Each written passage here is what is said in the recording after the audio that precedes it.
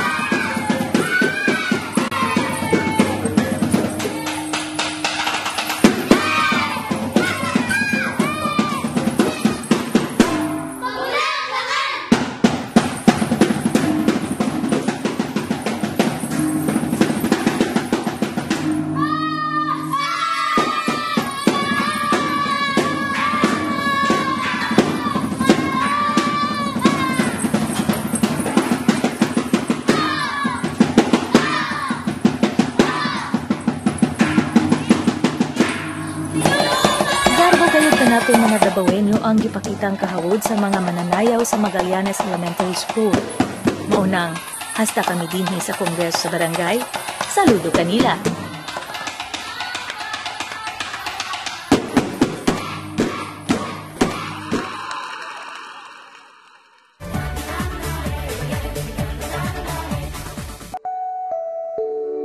Maayong adlaw ug welcome sa usa na pod ka episode sa atong programang Tatak K. Karong adlaw atong i-feature ang paghatag nato og mga wheelchair sa mga indigent patients nato dinhi sa 1st District sa Davao City. Kining proyekto sakop lang gihapon sa Oplan Kalusugan program ni Speaker Boy Nograles din nagahatag kita og mga wheelchairs para sa mga indigent patients nato. Malipay jud ko og dako kay na siyang tabang kay di biya basta-basta makapalit inana kay mahal bayan na siya.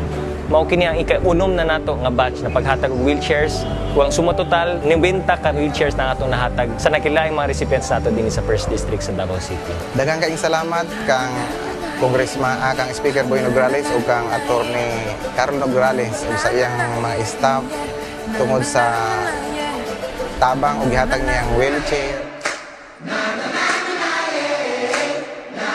Ug mga kanto naglangkob sa atong programa. Kini sa Attorney Carl Nograles, magkita-kita na punta sunod semana dinhi lang sa Tatak K.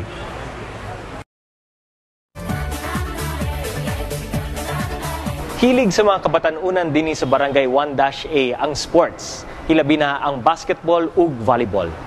Naamay mga covered court ug mga basketball courts palibot sa barangay, apan kulang pud sila og kagamitan sama sa mga bola, net ug uban pa. Kini ang unod sa atong request ng barangay.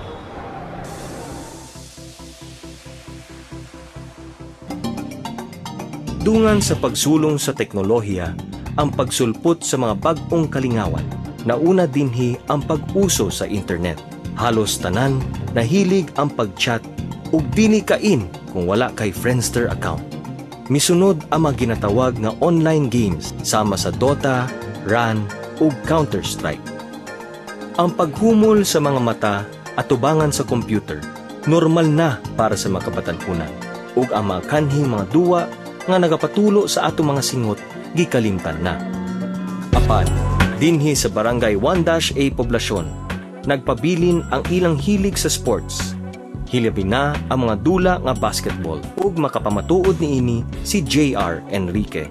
Ako dahil si JR Enrique, 22 years old, nakapuyo diri sa Bolton 1A, saka youth nga active sa mga tanan sports. Gawas sa kaayuhan nga madangat sa atong panglawas sa sports, kini makauswag sa kalidad sa kinabuhi sa usa ka tawo hasta na sa tibuok komunidad. Makahatag og dungag nga pagtuo sa kaugalingon.